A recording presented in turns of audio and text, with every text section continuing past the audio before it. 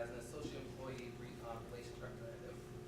During his 23 years with the company, Mark has held a variety of positions with the human resource function, some of which include advanced comprehension analysis and human resource manager for Marathon Petroleum Company. In 2012, Mark was assigned to his current position as manager of diversity and inclusion for Marathon Petroleum Company. In this capacity, he's responsible for the development and implementation of diversity initiatives that create an environment where the talents and differences of all employees are respected and valued for business success. Mark is nationally recognized as a thought leader in regards to diversity and inclusion. Over the last 5 years, he has spoken to over 5,000 employees and session attendees, both inside and outside of the company. He has presented multiple local and regional SHRM conferences, spoken at many colleges and universities across this country, consulted with other Fortune 100 companies, and is a 5-time featured speaker at SHRM's National Diversity and Inclusion. Please welcome Mr. Mark Butler.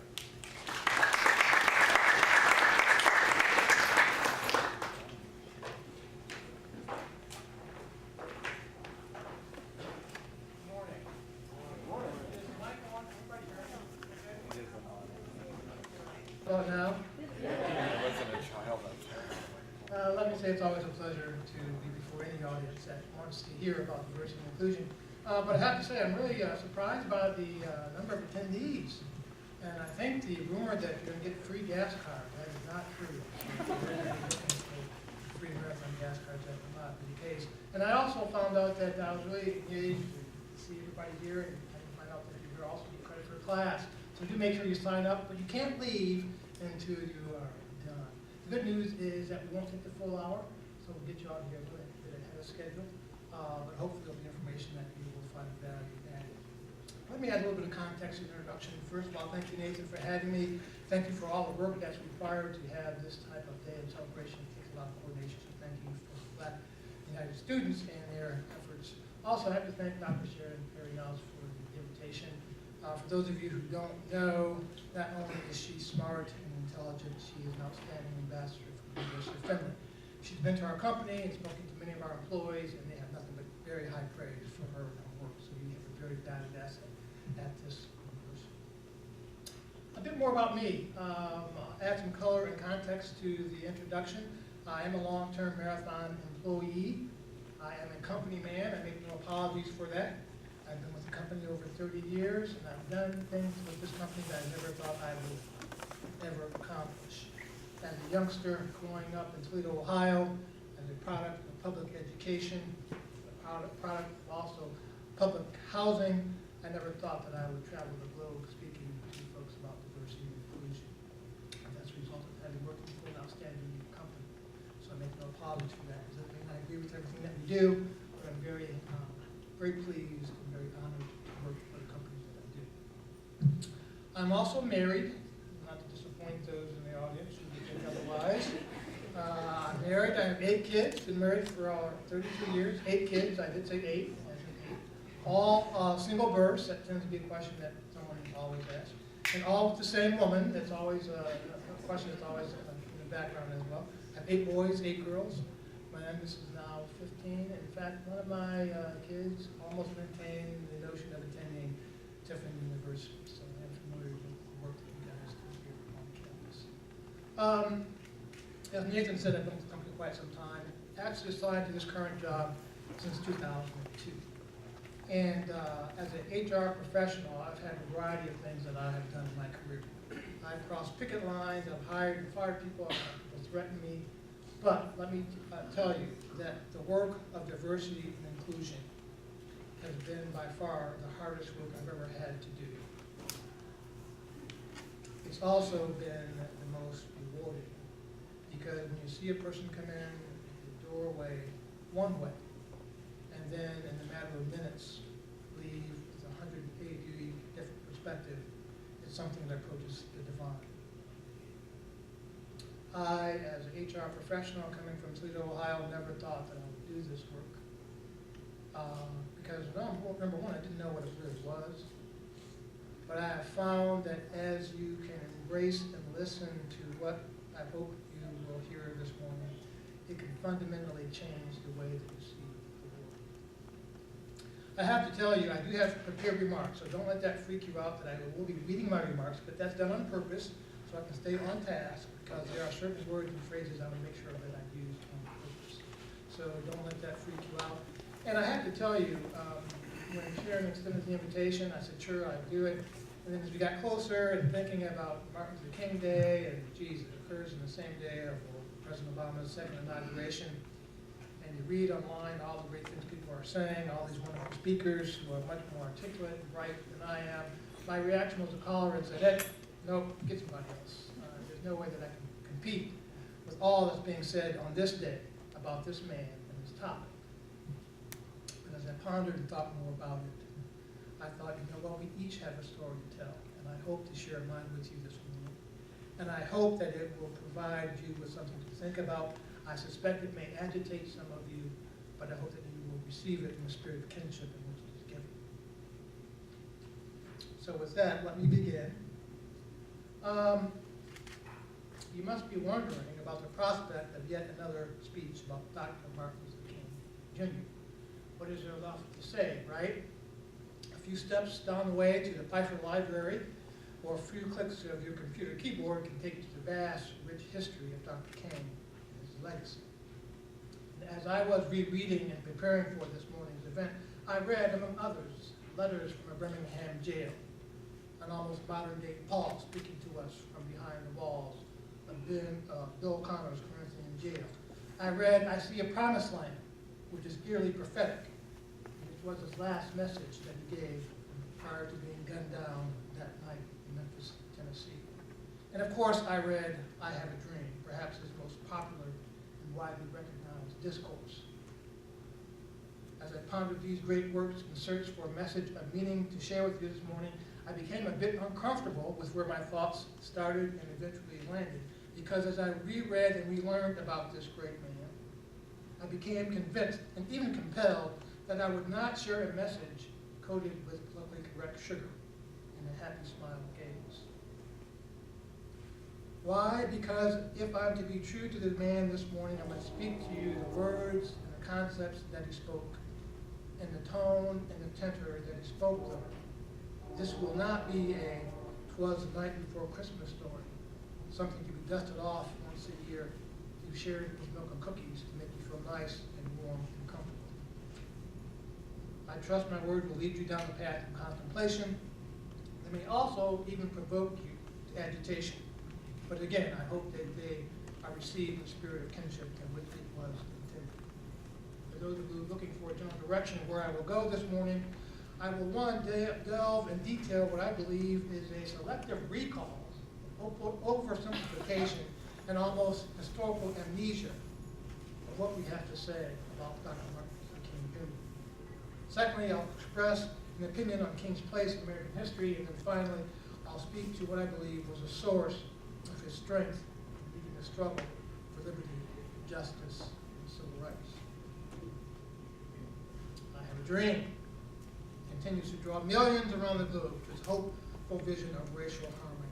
Time and time again, we play a powerful image of King standing on the national stage in the shadow of the Lincoln Memorial, mouthing perhaps the most famous 4 words ever uttered by an African American. I have a dream. For most Americans, these words capture his unique genius. They express his immortal longing for freedom, a longing that all people, regardless of race or creed, can relate and aspire to. It is easy to see why many Americans identified with King through this speech. Many recall it as a defining moment in awakening them to the issues of race in this country. In the survey of the 50 most prominent essays in American culture over the last 50 years, I Have a Dream continually ranks among the top 10. I Have a Dream brings not just black suffering, but human suffering to the surface, and tells us how racial healing can be embraced. I'm sure that many of you would agree. It's not just the words that he spoke. He summoned resources of hope that took wings on carefully chosen words. He turned the Lincoln Memorial into a Baptist pulpit and preached a righteous, inspiring sermon. Its features remain remarkable: the beauty of its metaphors, its call for spiritual and moral renewal, its appeal to transracial diversity and social harmony, its soaring expectations of love and justice. I don't know about you, but even now, as I listen to the cadence and the credo of that message, delivered with spiritual longing and sounds as tangy as Southern barbecue, I'm still emotional and physically moved by the message and the messenger. As great as that speech is, however, I'm afraid that we run the risk of avoiding its challenge and missing its mark by simplifying its more popular portions. Indeed, some folk would rather be comforted by entertaining the dream of one man than to comfort the possibility that the dream could yet be unfulfilled for the very people for whom he represented. King intended that day not simply to detail a global dream, but to narrate a national nightmare. While the phrases that express racial horror are just as beautiful as the phrases that clarify hope, they are kept silent and not nearly as quoted. For example, King, in describing the economic disparity between the races, said that the minorities live on a lonely island of poverty in the midst of a vast ocean of material prosperity. He said that the Negro finds himself in exile in his own land. He believed that the government owed something to the black folks who had been left behind as America parceled out land and money to whites while exploiting black labor. Here's what Martin Luther King said, and I quote, "At the very same time that America refused to give the Negro any land, through an act of Congress, our government was giving away millions of acres of land in the West and Midwest, which meant it was willing to undergird its white peasants from Europe with an economic floor." He goes on to say, but not only did they give them land, they built them land-grant colleges with government money to teach them how to farm. Not only that, they provided county agents to further their expertise in farming. And not only that, they provided low interest rates in order that they might mechanize their farms. This closing sentence. Now, when we come to Washington in this campaign, we are coming to get a check. Is this the Martin Luther King you are here to celebrate today? In addition to not hearing all of his words, we run the risk of not answering his challenge by taking his words out of context in ways that King had never imagined. Indeed, in a fashion that just might make him spin in his grave. "I have a dream" has been used to eat away at his enduring legacy. The target of this virus is the golden phrase King spoke when he said, and I quote, "I have a dream. My 4 little children will one day live in a nation where they will not be judged by the color of their skin, but by the content of their character." We all know the phrase, we all can almost repeat it verbatim, but few of his words have made an impact than these 34 words, spoken when he was 34 years of age. And rarely has so much turned on so little.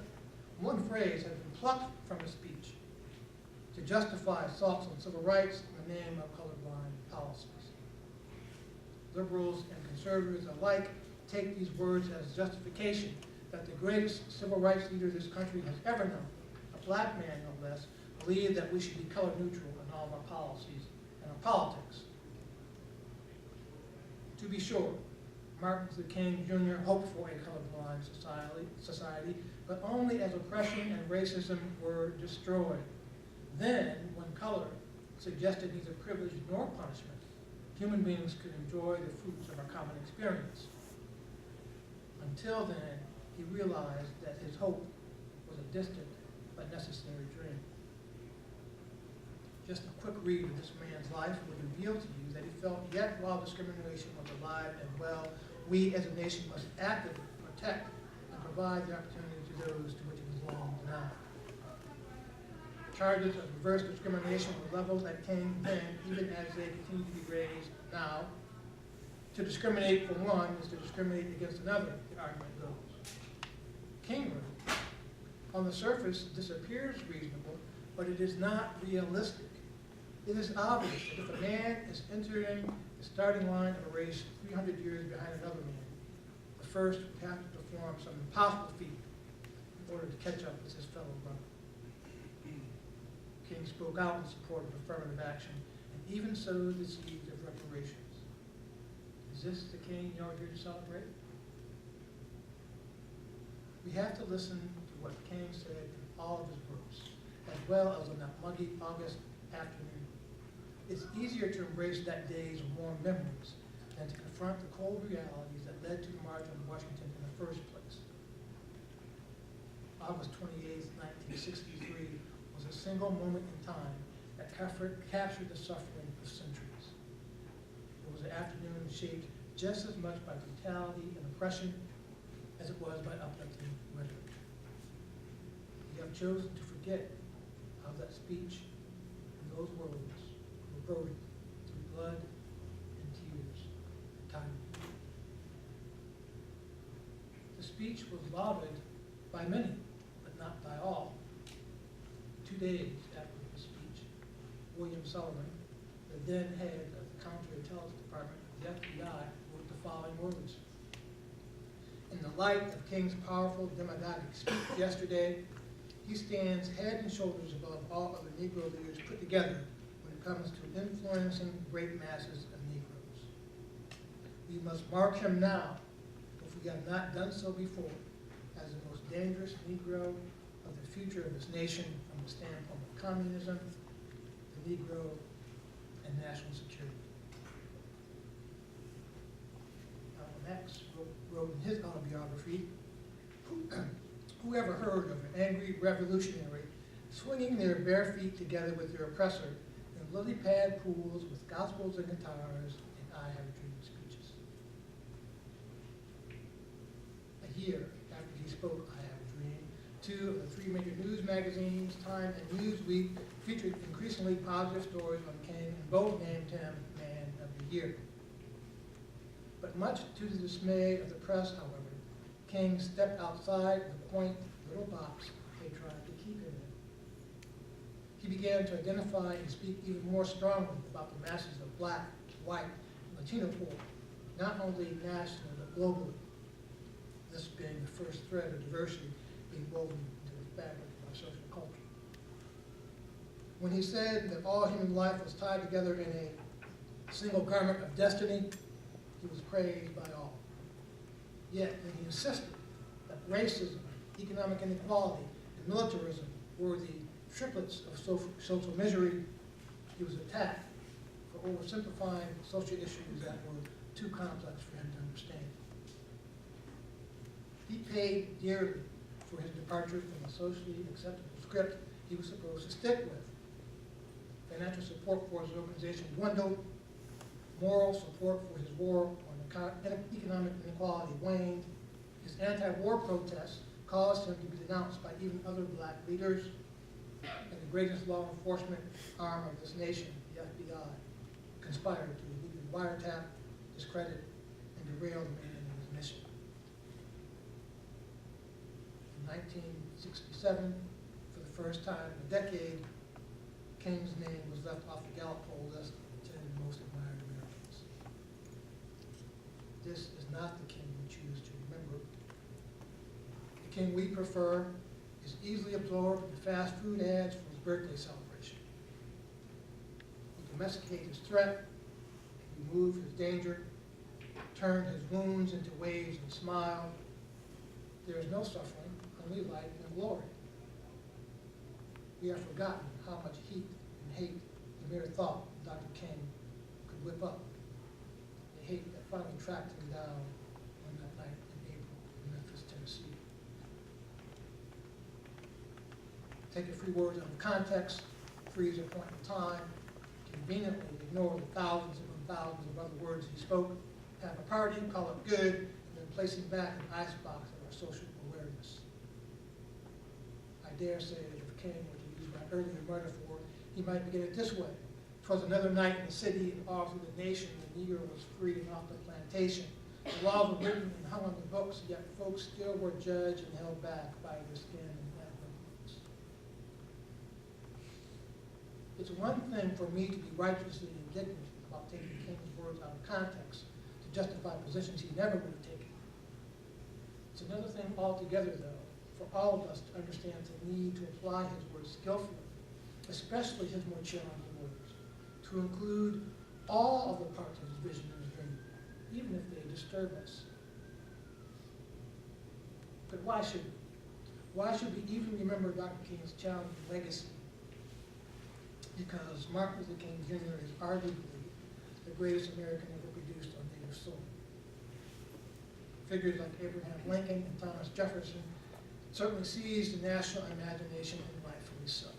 These great leaders set the cornerstone for freedom and democracy of this nation, and yet even for the world, but they did so from the platform of the country's highest seat, the presidency of the United States. Between them, they had a combined total of 65 years of serving the public in politically elected or appointed positions. By contrast, King helped to correct the course of our country's destiny, not from the lectern and podium of public office and political power, but rather as a private citizen, a preacher, and a remarkable career that lasted only 13 years. He challenged our nation's moral memory and called on it to make good on promises of justice and freedom for all. His brilliance was his ability to force us to confront our social conscience, not with a fist raised or a gunfire. He inspirationally urged America to reclaim a heritage of democracy that lay buried beneath cold documents and callous deeds. His hunger for real equality emotionally stirred. His thirst for racial redemption, spiritual uplifting. The surrender of his life to the principles he cherished, forever priceless. For all the fortitude and courage Dr. King possessed, it was not these things that gave him the strength and the vision to challenge a nation and engage its citizens and set a course for racial harmony. The source of his energy was the richness of his spiritual commitment. King felt that true personal and social change couldn't be experienced apart from a relationship between man and God. He possessed the gift of translating biblical love into political action and felt that this love, justice, and power could hardly be divorced. Power without love and justice was ruthless. Justice without power and love was weak and without vision. And love without power and justice was mere warm and fuzzy sentiment. His social activism grew from his Christian ethics. Martin Luther King Jr. was obsessed with making the gospel of Jesus Christ come alive off the biblical page and thrive in the nation's cities, especially among the broke and the brokenhearted. I'll start my closing by saying that if I had to capture the essence of my study of this man, it would be that he was more than just a dreamer. He was a courageous soldier at the tip of the spear in the war against social injustice. He was a miraculous healer of mortal wounds dealt by the blows of deep-rooted racial hatred. He was a charismatic leader that gave hope and promise to those who had given up and were lost. He was an inspired preacher who brought the Spirit of God to life with love and godly passion. Perhaps most of all, though, he was a mere man like you and me. This is the kingship that we share with Dr. King. We each, in our own way, can unite our spirit with his in the daily choices and actions that we make. We, unlike him, have it within our ability to continue not just to dream his dream, but to make it more of a reality for us and our children. Let us not be naive and think that the time has now come for us to be race neutral when our daily headlines tell us different. Just last week, Ann Coulter can so cavalierly comment, and I quote, "If you compare white populations, we have the same murder rate as Belgium. So perhaps it's not a gun problem, it's a demographic problem, which liberals are the ones pushing. When Herman Cain can state that racism doesn't hold anybody back in a big way, let us not be so naive to think that we have arrived. You must have the testicular fortitude and intellectual rigor to meet these foes on the field of public discourse and do battle, just like Dr. King, with our ideas, our words, and our vision of a better, inclusive society. Yet, let us not become so zealous in bringing the dream to life that we become blind to our own shortcomings in areas of improvement, until we recognize and reduce the damage done by continued misogyny and the idolatry of gangster rap. Don't complain and get offended when your white friends use the N-word, call out women tricks and hoes, and consider the scope of your ability to be a jump shot, procreation, and your ability to keep it real. Let us not be so quick to remove the speck from our neighbor's eye if we are willing to remove the beam from our own.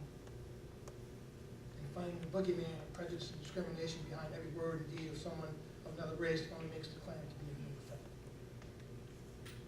This check and balance can only be achieved if we stay united together, black and white, brown and yellow, old and young, the well-off and the financially depressed. The power of the collective we is far greater than the effort of an individual me. After all, the Long Ranger had Tano, Batman had Robin, Sears had Roebuck. In the context of hearing Dr. King's message and his dream, it is high time for the silent folk to speak up, for those who have spoken too loud and too long to shut up, for angry folks to lighten up, the ignorant among us to wise up, the stiff-necked among us to loosen up, the downtrodden to rise up, the sleeping to wake up, those who are low to look up, and those with ears to listen up, those on the brink never, never give up. It is high time for you and me to step up to the challenge, to read anew and fresh about Dr. Martin Luther King Jr. His legacy is not about an end, but rather a global birthright. It's not about a yesteryear, a dream, but rather a brighter tomorrow. It is not about a fallen hero, but rather a faithful servant. Those conclude my prepared remarks. I would like to just briefly make some off-the-cuff remarks. Again, go to any news outlet today and see all the great things that are being said, much more profound than the words I have spoken. But I think what I've tried to articulate here that I see even in today's headlines is that the very color and context of the words are being used in such a way as to hold them against them. And this notion of being colorblind is being used by the very right to come against what I believe are his true convictions of equality for all, help for all, in support of and the use of affirmative action. I make no apologies, I have no doubt that I am a byproduct of affirmative action. I would like to think that if you were talking to my supervisors, they would tell you that I acknowledge the corporation. But I firmly have no doubt in my mind that were it not for affirmative action, I would not be standing before you. And there continues to be a need for not just corporate America, but universities as well. A couple of statistics, then I'll open the floor for questions or comments. Again, preparing for this, reading just about the state of our country with respect to education. Interestingly enough, in 1968, 30% of Black American or high school graduates. The good news is today that number is 80%. It trails white high school graduates by almost 11%. If you do the math, it will take until the year 2176 for there to be educational parity in this country. That's another 163 years. There's still work for us to be done.